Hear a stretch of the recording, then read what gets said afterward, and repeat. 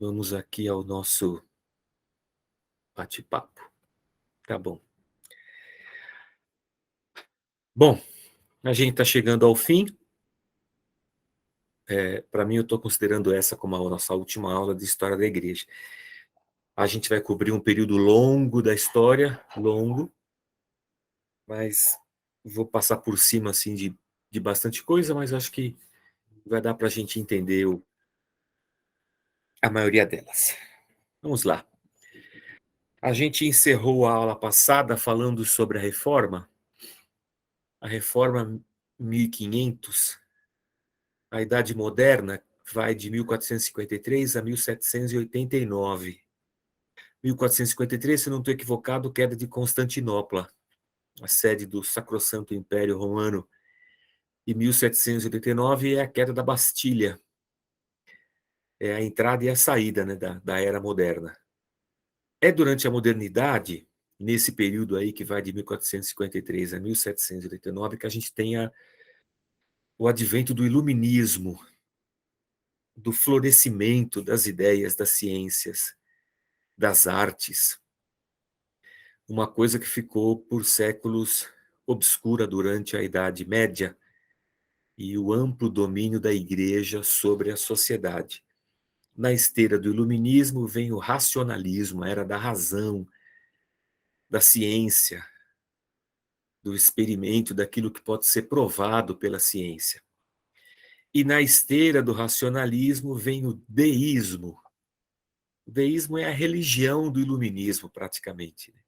É a influência das ciências, do iluminismo e do racionalismo no campo da religião. A tentativa de se criar uma conciliação entre a fé cristã e o racionalismo e o iluminismo. Vai desembocar num deísmo, que é a ideia de uma teologia natural, sabe? Como se fosse possível a gente pensar numa fé sem pensarmos na revelação de Deus através da palavra e na soberania de Deus sobre todas as coisas. Mas o deísmo é essa tentativa de conciliar iluminismo e fé cristã. O deísmo acaba desembocando numa, numa situação em que a fé, a religião, acabam atendendo somente à questão da ética na sociedade e da moral. O resto está na mão da razão, né, e da ciência. Então, a gente tem duas coisas aqui que vão interferir no caminhar da igreja, tá?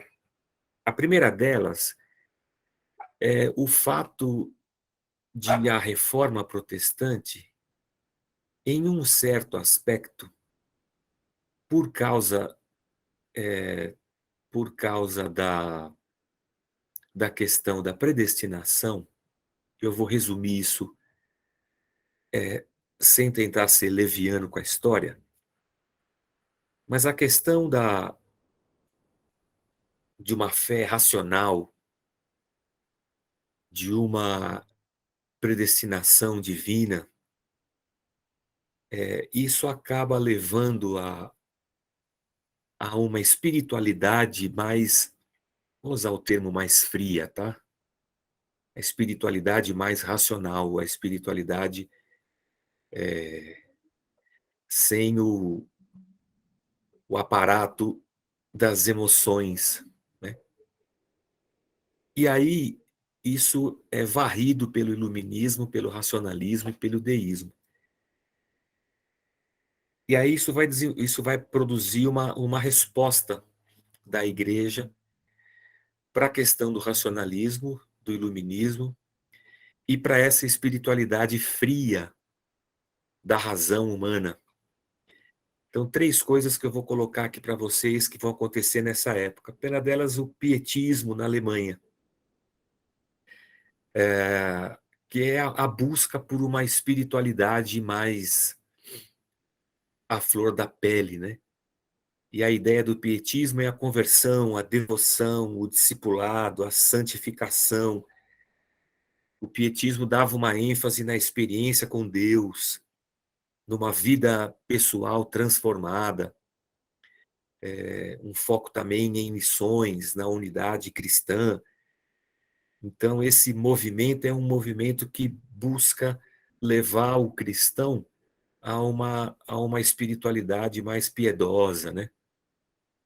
Menos pragmática, menos fria, um pouco mais quente. Essa é a experiência da Alemanha. Nos Estados Unidos vai ficar conhecido como puritanismo. A diferença é que nos Estados Unidos a tentativa é juntar essa coisa mais da experiência com Deus, de uma vida pessoal, mas sem perder o foco na teologia. O grande expoente do puritanismo nos Estados Unidos é o Jonathan Edwards, um cara bastante famoso assim famoso não, né? Bastante conhecido no mundo acadêmico. Então você tem um movimento na Alemanha, um movimento nos Estados Unidos, e também você vai ter um movimento na Inglaterra, tentando avivar a fé cristã, né? Buscando uma experiência maior com Deus. E na Inglaterra, o responsável por isso é um cara chamado John Wesley, que depois dele se cria a denominação metodista, né? Ela vem do John Wesley, do irmão dele, e de um amigo deles, que lá em 1700 e tanto, na Inglaterra, vão promover uma, um revigorar na experiência cristã, com esse mesmo foco, uma vida pessoal de santidade, uma experiência pessoal com Deus, uma consciência de conversão. Quando a gente fala de experiência de conversão, é uma coisa que não está na fé reformada, né? Porque como a fé reformada trabalha a questão da predestinação, você não tem essa ideia, eu me converti dia tal, me converti no culto tal. Essa sensação da conversão passa meio despercebida na experiência reformada. E esse movimento do pietismo, do puritanismo, do metodismo, é a tentativa dessa fé cristã receber esse ingrediente da santificação, da experiência com Deus, da conversão. É o que hoje a gente faria de uma igreja, nós falaríamos, né, de uma igreja fria, uma igreja quente.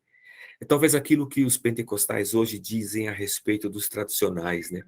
Que os tradicionais têm uma fé fria e os pentecostais têm uma fé mais quente, e essas coisas assim, né? Um culto mais avivado, essas coisas, simplificando bastante a questão da história aqui. Mas é esse movimento que está acontecendo na igreja, lá nos tempos da modernidade. E eu não preciso nem falar muito, mas você vai entender. O John Wesley, ele está num culto e ele está escutando um testemunho, uma leitura de um material, se eu não estou equivocado, de Lutero. E ao ouvir aquela leitura dos escritos de Lutero, citando a carta do apóstolo Paulo aos Romanos, o que acontece com o John Wesley é que ele tem naquele momento uma consciência de conversão, de transformação de vida, sabe, de fé, da fé salvífica, da fé salvadora. O John Wesley tem essa experiência. E essa experiência com Deus, ele já era cristão e tudo, mas ele tem essa experiência muito profunda. E ele sai como um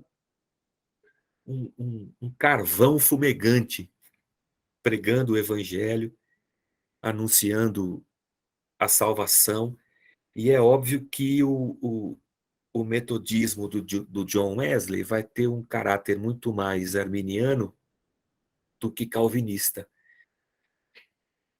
E pelo fato desses movimentos, tanto o pietismo, quanto o puritanismo, quanto o metodismo, terem esse foco numa experiência de salvação, de conversão, de santificação, uma experiência com Deus, em contraste com o engessamento e a frieza de eu ter sido predestinado por Deus, esses movimentos vão ter uma característica mais arminiana.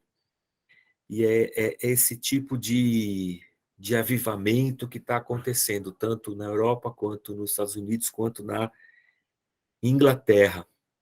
Esse viés mais arminiano, ok? O que vai acontecer, se a gente está aqui beirando o final dos anos 700, né, 1789, é que a gente vai entrar nesse século aí de 1800 a 1900 com um outro movimento evangélico na teologia protestante que não acontece na teologia católica, que é o movimento do liberalismo protestante. Então, quando a gente fala em um cristianismo liberal,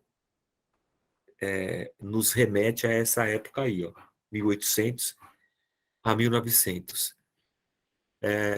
A questão do iluminismo com a razão e com a ciência faz com que as escrituras sejam duramente confrontadas. E tudo aquilo que está nas escrituras e que não consegue passar pelo crivo da ciência é esvaziado em seu significado. Vou tentar ser um pouco mais claro. As escrituras dizem assim que Jesus andou sobre as águas. Aí o liberalismo protestante e essa teologia liberal vai dizer assim: é possível um homem andar sobre as águas? Não, porque um homem afunda. Se isso não é possível, então Jesus não andou sobre as águas. Isso é só uma questão metafórica.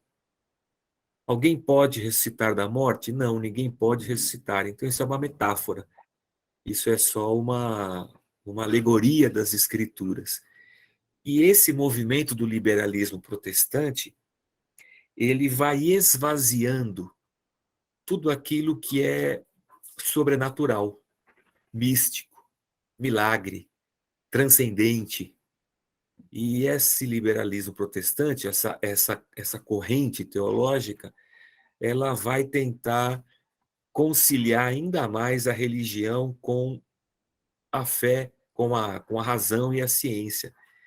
Eu não sei se é uma tentativa de se manter a religião um pouco relevante em tempos em que ciência e razão dominam o mundo, mas a questão é que esse movimento ele vai minar a questão da fé, né? Vai destruir as escrituras, vai solapar as escrituras. E isso perdura por muito tempo, esse liberalismo aí perdura por muito tempo no meio acadêmico, nas faculdades, nas universidades de teologia ao redor do mundo. O liberalismo vai corroendo as estruturas. De 1800 a 1900. É perto de 1910 que vai surgir um movimento que a gente vai chamar de fundamentalismo, não é esse fundamentalismo que a gente pensa de hoje, de absolutismo, né? Mas é a tentativa de se voltar aos fundamentos da fé. É uma resposta ao liberalismo protestante. Então, acontecem duas coisas. Uma delas é a tentativa de se voltar à fé e a ortodoxia e a teologia correta das coisas. E o outro movimento é o do pentecostalismo, que vai surgir a partir de 1906 na história da igreja. Talvez ambos como uma resposta ao liberalismo protestante. E aí a gente desemboca na seguinte situação. Em 1906, a questão do movimento pentecostal entre as igrejas cristãs. O que você está vendo aí nessa foto é o templo da Rua Azusa, lá em Los Angeles, ali na cidade de Chicago. O que acontece é que a gente tem um pregador, Charles Parham, do Kansas, que viveu entre 1873 e 1929, que nos cultos dele ele buscava essa experiência com o Espírito Santo, numa tentativa de se encontrar uma semelhança com a experiência de Atos capítulo 2. Existem até relatos de o Charles Parham ter experimentado uma ter tido uma experiência com o dom de línguas. Isso lá no final de 1800, começo de 1900. Um aluno do Parham foi o William Joseph Seymour, que viveu de 1870 até 1922. E o que acontece é que o William é aluno do Parham, ele está pregando lá em Los Angeles, na Rua Azusa, uma igreja predominante de negros e latinos, e lá o, eles vivem essa experiência pentecostal, né? Com ênfase no poder do Espírito Santo, com ênfase na experiência do orar em línguas.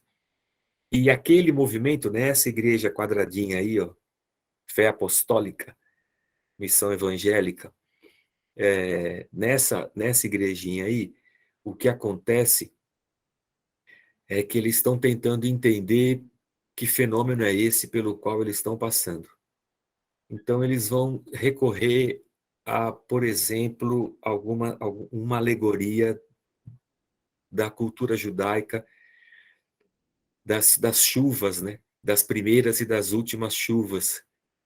Uma alegoria bem da fé judaica. E eles vão dizer assim, eles vão chegar ao seguinte entendimento, que aquilo que aconteceu no livro de Atos, em Atos capítulo 2, foram as primeiras chuvas do derramar do Espírito Santo sobre a igreja. E que aquilo que eles estavam vivendo ali, na Rua Azusa, no início dos anos 1900, eram as últimas chuvas. Essa experiência seria o derramamento do Espírito Santo preparando aquela igreja, aquele momento histórico da igreja, preparando a igreja no último esforço dela de evangelizar o mundo todo, antes da volta de Jesus Cristo. Então, é assim que eles acabam entendendo o movimento que está acontecendo ali. Eles vão chamar de as últimas chuvas. E nesse tempo também, início dos anos 1900, é que dois missionários suecos, Daniel Berg e Gunnar Wingren, eles têm contato com esses cultos lá em Chicago, lá na Rua Azusa, e eles então vêm para Belém do Pará, em 1910, aqui no Brasil, e fundam uma igreja nesse modelo. Essa igreja vai se chamar Assembleia de Deus. Eles não eram missionários de uma igreja americana chamada Assembly of God, ou qualquer coisa assim. Eles eram dois caras que tiveram essa experiência e viajaram para cá, e chegando aqui, iniciaram um culto naqueles moldes da Rua Azusa, e que ficou chamado depois como Assembleia de Deus, né? Que a gente vai chamar de a primeira onda pentecostal, né? É esse movimento que nasce lá na Rua Azusa e que acaba desembocando aqui logo depois no Brasil, em Belém do Pará, e alguém pergunta por que esses dois vieram para Belém do Pará. Aí só um, um bom aluno de escola dominical assembleana vai poder te responder. A única coisa que eu posso dizer é que Deus se moveu nessa direção. Então, a gente está em 1910. A segunda onda do pentecostalismo no Brasil vai para a década de 50, 1950, por aí, quando um pastor peruano e um pastor americano vêm para o Brasil e fundam a Igreja do Evangelho Quadrangular como um braço missionário da Igreja do Evangelho Quadrangular lá nos Estados Unidos. É também dessa época, da metade do século, que é fundada a Igreja do Brasil para Cristo, e também a Igreja Deus é Amor. Então, se a gente falar de primeira onda do pentecostalismo, a gente vai falar da Assembleia de Deus, clássica, né? Se a gente falar da segunda onda do pentecostalismo no Brasil, a gente vai falar da Igreja Quadrangular, do Brasil para Cristo, e também da Igreja Deus é Amor. Pois bem, um outro movimento também que acontece aqui na América Latina, de 1900 para frente, é a teologia da libertação, e o maior expoente dela é o Gustavo Gutierrez. A teologia da libertação acontece dentro da teologia católica, e a teologia da missão integral, talvez o maior expoente dela seja o Carlos René Padilha, e a teologia da missão integral mais presente na igreja protestante, evangélica, né? Então, o que acontece é que você tem por séculos a teologia sendo construída na Europa, nos Estados Unidos, e a América Latina vive suas lutas, né? Suas lutas pela independência, seus governos ditatoriais por todos os lados. Você tem a revolta lá em Cuba, você tem a luta entre o capitalismo e o comunismo, né? E por isso as ditaduras aqui na América Latina, um ambiente de muita miséria, de muita pobreza. Então você tem esses dois enfoques da teologia, tanto na teologia católica quanto na teologia cristã protestante, com a missão integral, a tentativa de se encontrar aqui na América do Sul uma linguagem teológica, uma teologia que olhe para essa realidade da opressão, né?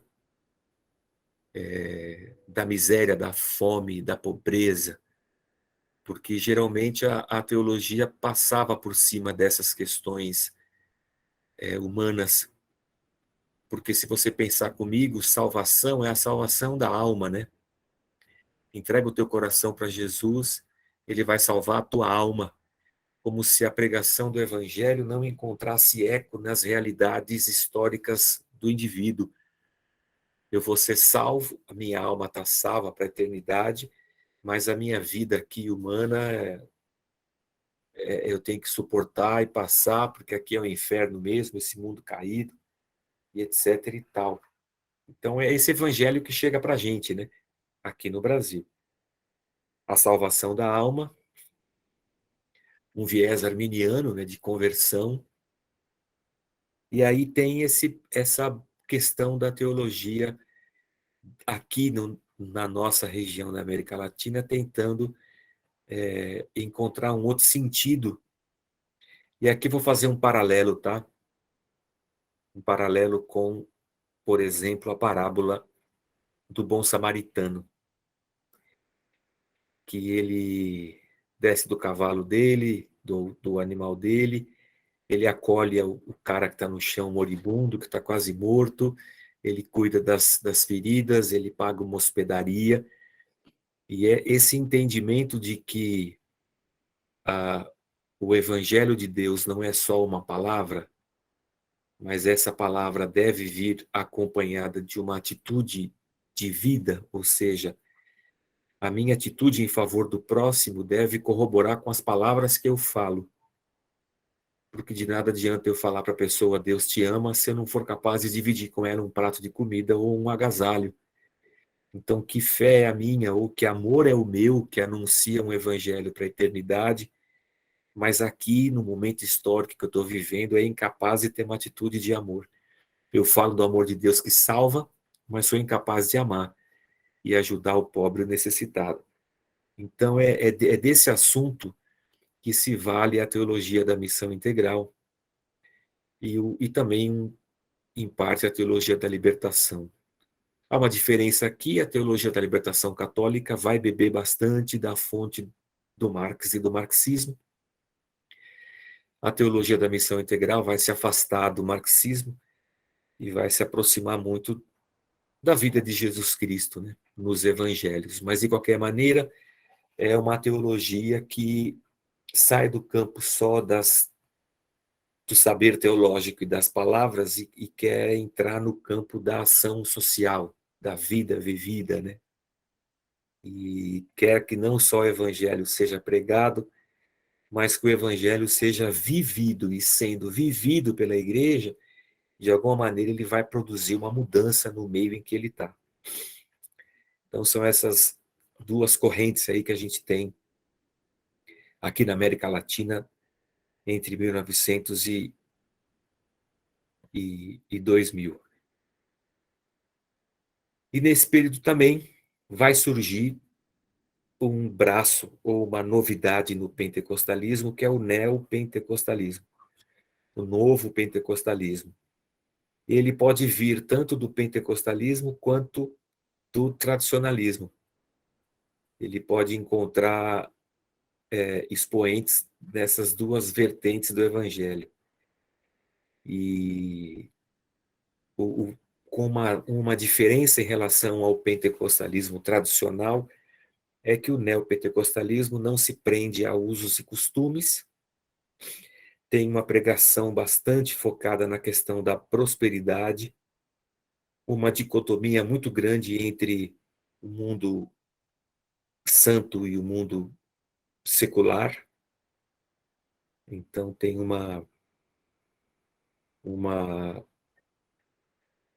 dualidade aí muito grande, né? Um dualismo, na verdade, muito grande, entre aquilo que é santo e aquilo que é mundano, e o neopentecostalismo é muito forte nisso, e na questão da batalha espiritual, né? Com todo o envolvimento de guerra espiritual.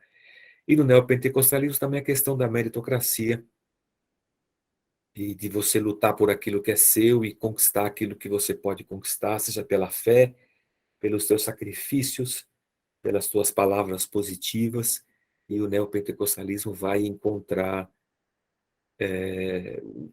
um ambiente e um campo fértil aqui no nosso país. Não é originário nosso, não é da América Latina, diferentemente da teologia da libertação, da teologia da missão integral.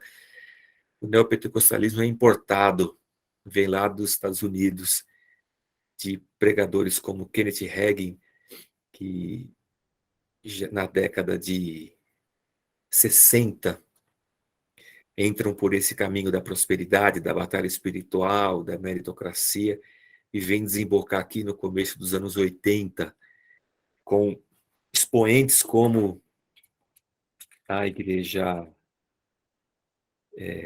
da Graça, né, com o R.R. Soares, com a Igreja Universal do Reino de Deus do Edir Macedo. Eles são cunhados. O R.R. começa com o Edir Macedo e depois funda a Internacional da Graça, e aí vem uma enxurrada de igrejas neopentecostais, a Renascer, a Época da Graça, Sara Nossa Terra, a do Homem do Chapelão, que eu sempre esqueço, do Valdemiro Santiago. Essa também. E aí vem uma corrente de igrejas que bebem dessa fonte do neopentecostalismo. E aí eu fico, hein, irmãos? Eu acho que aqui eu fico. Pastor, tinha muito mais coisa, não tem? Puxa, tem coisa pra caramba nesses séculos assim. Mas eu acho que uma visão geral da gente entender o que nos cerca e da onde nós viemos e como é que nós chegamos aqui, eu fico feliz. Nós saímos lá da igreja de Atos dos Apóstolos e chegamos aqui nas igrejas neopentecostais numa caminhada longa e extensa. Espero ter contribuído para o seu